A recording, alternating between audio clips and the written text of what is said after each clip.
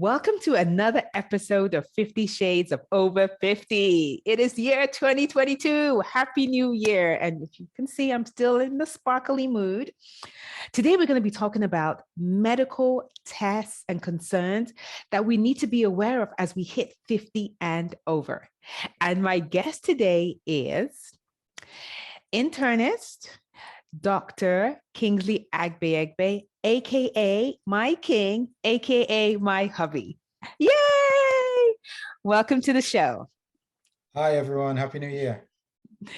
So the first question I have for you is, I want you to kind of tell us like some of the things that we need to be concerned with as we hit 50 and over. Okay, so first of all, by the time you hit 50, I hope you're not seeing your doctor for the first time. The assumption is even if you don't have any quote unquote medical issues, you've seen a physician in the past for some kind of routine medical exam, which would be a yearly physical or stuff like that. And most times that happens when you're in your 30s, if not before. Assuming this is the first time, however, there are certain questions that the physician will ask you and he'll establish your risk for disease going forward. And that will include things like blood pressure, heart disease. Can I just ask a question? When you say blood pressure, so if we have like a blood pressure monitor at home, what should we be looking for? You know, is there a number? Yeah, normal blood pressure is really less than 120 over 80. That's the top number, 120 millimeters mercury, and the bottom number, 80. So anything above that is not considered normal. Okay. Now, there's something called borderline or pre-hypertension, and that's usually from that range up to about 140 over 90. So, you know, when you're in that gray area, you want to check your blood pressure more frequently or see a doctor so they can establish the diagnosis. Okay. So your goal blood pressure should be determined on your risk for having a heart disease, really. Okay. So anything, to answer your question, anything more than 120 over 80 is considered abnormal. Okay. All right. All right. So go ahead. Keep going. Okay. So blood pressure, I mentioned. Cholesterol, there's a simple blood test, which you should be fasting for, that will check you for cholesterol. Fasting cholesterol, it breaks down your cholesterol into different portions, the good and the bad cholesterol, triglycerides as well. And they measure the total cholesterol. And then you talk about screenings for different cancers like cervical cancer, breast cancer, colorectal cancer. Some patients are at risk for osteoporosis, weak bones, basically, and that should also be screened. Like if you smoke, for instance, if you're a certain body weight, your risk is higher of having those, or if you've been on certain medications like steroids. These are things that will increase your risk of having what we call osteoporosis or osteopenia, which is a milder version of that.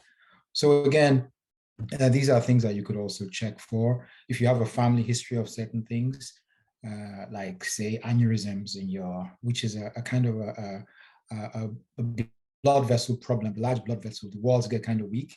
And if you have a family history of that, or if you smoke, then you want to get screened with an ultrasound for what we call an aneurysm at certain ages too, usually when you're older than 50, sometimes as late as age 65.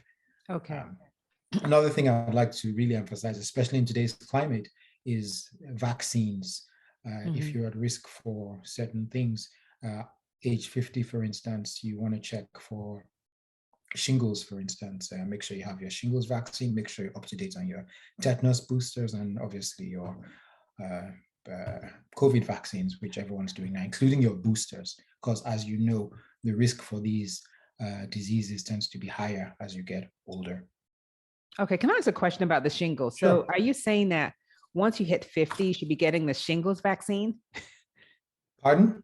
Should we be getting the shingles vaccine once we hit 50 and over? Yes. It used to be older than that, but the guidelines have changed. So you really should get a shingles vaccine. I know I don't have that. Okay, so I'll add that to my list. Work on that. Yeah. Okay, go ahead. Okay. And then even you screening for sexually transmitted diseases if you are at risk for STDs, for instance, if you have multiple sex partners. And believe it or not, this does happen even in older patients. You want to be screened. I talked about colorectal cancer when you get your colonoscopy starting age 50, but in African Americans, the recommendation is actually 5 years before that. So from Oh, age okay. 45, you really should have been having your colonoscopies.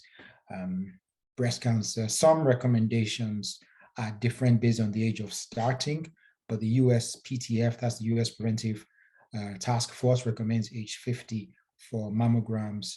And going back to your cervical cancer screening, you should have your pap smear and your HPV, which is HPV, human papillomavirus screen from an earlier age up till age 65 if you do have an intact uterus. If you had a hysterectomy, especially a complete hysterectomy, you don't really need that. Okay. So again, it varies based on your clinical situation. Right. So there's no broad. And then based on the results, that will determine the next screen. Should it be every 5 years or every 3 years or even every year after that? Okay. So you mentioned something about the mammograms, and I guess that's also based on history, because I know for me, I started doing mine really early because, I have family history. So for those listening and watching, if you do have a family history, you might need to do them more frequently. That is correct. That is correct. Yeah. That is correct. Okay. Or if you've had an abnormal mammogram in the past, okay. done an ultrasound that was normal, you didn't need a biopsy, or if you had a biopsy that was questionable, it would determine when next to get your next screening test. Okay. I know one of the questions I get a lot about is they talk about like getting a hormone profile. What is that? Like, is that something you can request from your doctor? What is that about? I mean, there's not really a carte blanche recommendation for hormonal profile that's recommended. Okay. If you have symptoms, however, of menopause, and there's some question as to whether you are if you are perimenopausal, then some doctors would get like an estrogen, sometimes testosterone, or check your hormones, the brain hormones, like what they call the pituitary hormones, and see if there is any sign that this is indeed this is indeed a menopause. Yes. Which, as you know, is normal physiologically. And then based on that, because there's a protective effect of estrogen. Yes. It's no longer going to be there. So I've been reading about that too. Yeah. Exactly. Of say heart disease going forward, or weak bones. And sometimes even just daily things like skin changes or mood changes, or so one thing I didn't mention earlier is it's also important to screen for drug and alcohol use and abuse and depression. Many a time these are overlooked in routine. I know we focus on blood pressure, cholesterol, and cancer, but let's not forget the other things, especially again in these pandemic times. We're seeing increased incidents of substance abuse and depression.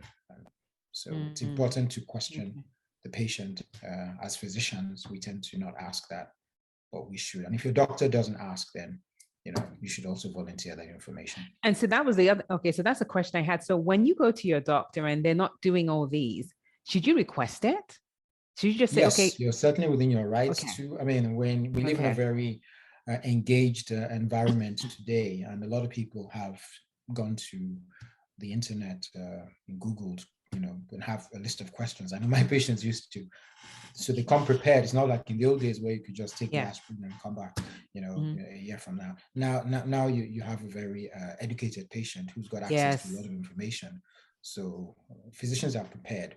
And even if you can't get to see your physician, there's a lot of telemedicine going on now. So that, you can get an appointment and have a list of these questions and challenge your doctor to ask you these questions. And if he or she doesn't, then you're certainly within your rights to ask.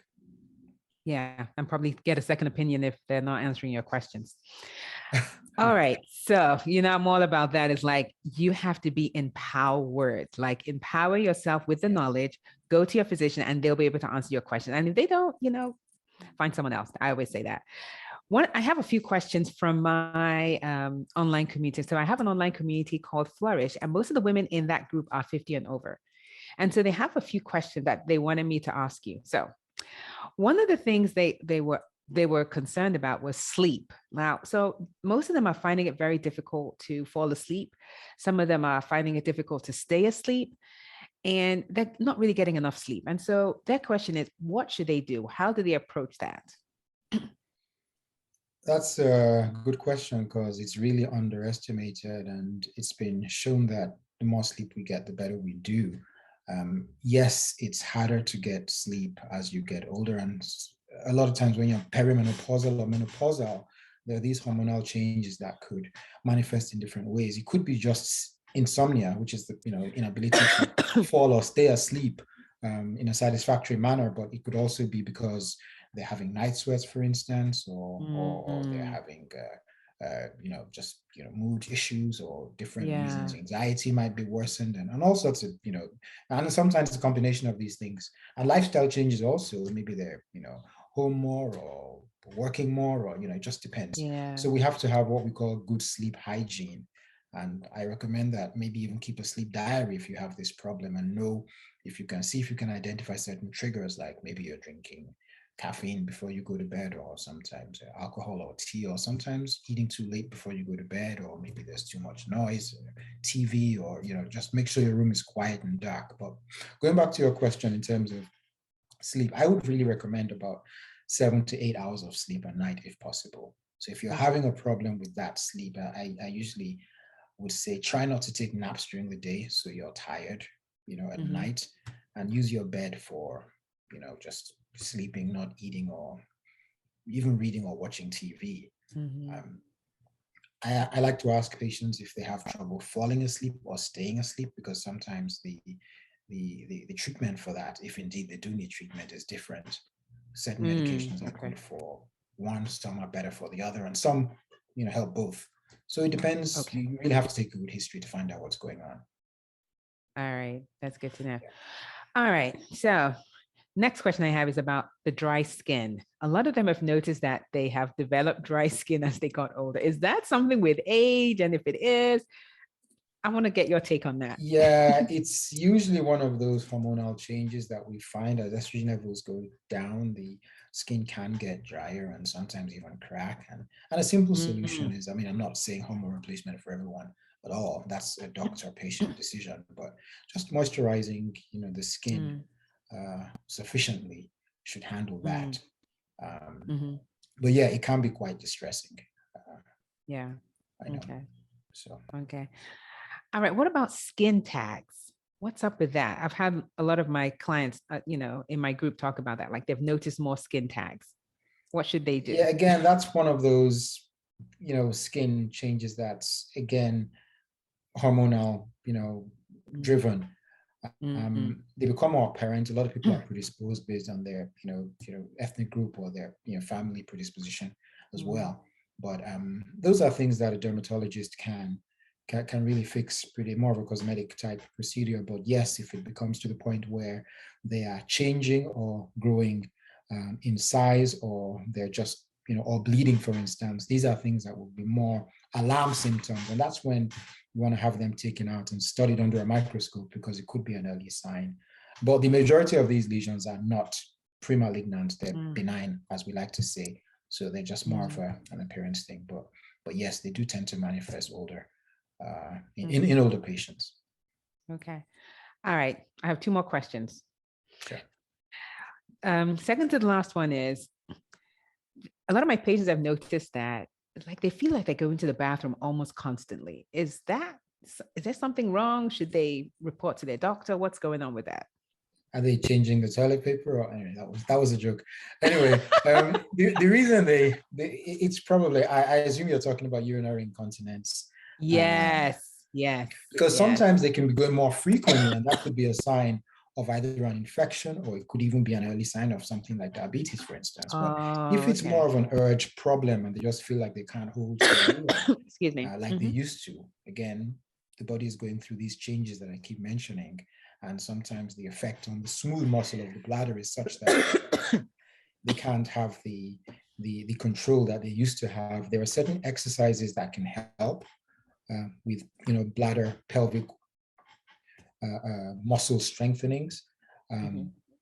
But yes, there are, a lot of these patients have had kids before. Some have even had surgery, like say, some have had hysterectomies, and the ligaments that hold the bladder in place have been disrupted. So that could be a risk of incontinence as well. And it could be sometimes they're taking certain medication for one thing or the other, like say a water pill for blood pressure or for a heart problem that makes them go as well. So you have to look at the reasons, but the majority of, depending on how common and how distressing it is, the options might include, say, medication or lifestyle changes like emptying the bladder more frequently, or, seeing a specialist like a GYN or even a urologist.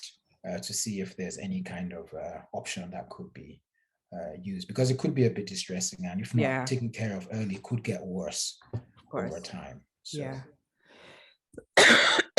Excuse me. Sorry, guys, for my cough. All right. My final question. Sure.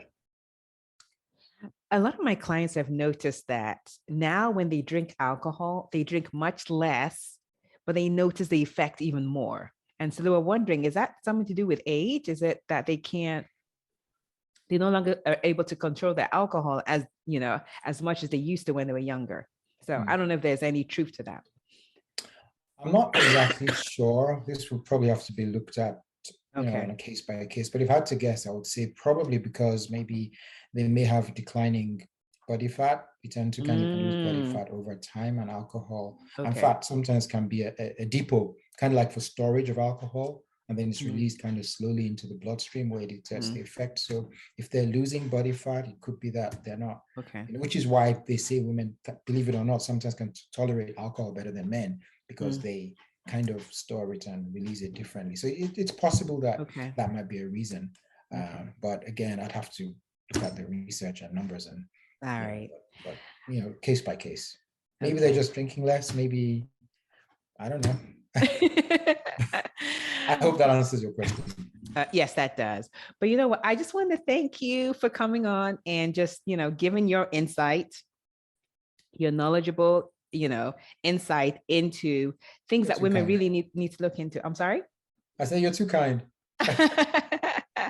I know people this is really valuable. I know a lot of people are going to benefit from this information, because as we get older, we really need to take care of ourselves in so many different ways. And medically, that's a big piece of how we show up in the world. Like when we take care of our health, it affects us in so many different ways. So I want to thank you for that. And for the ladies listening, listen, you heard what the doctor said. Go ahead and do all these different things and speak to your own doctor. If you feel that your doctor is being dismissive, or you don't really feel you're getting the care that you need, seek a second opinion. Okay. Thanks, everyone. Thank you, Dr. Agbeyegbe. As well. And for those listening, listen, if you enjoy this information, I encourage you to click on the links below, get in touch with me. You can join Flourish. You can set up a free consult. Let's chat. All right. And once again, Happy New Year and welcome to 2022. All right. Take care, everyone. Bye.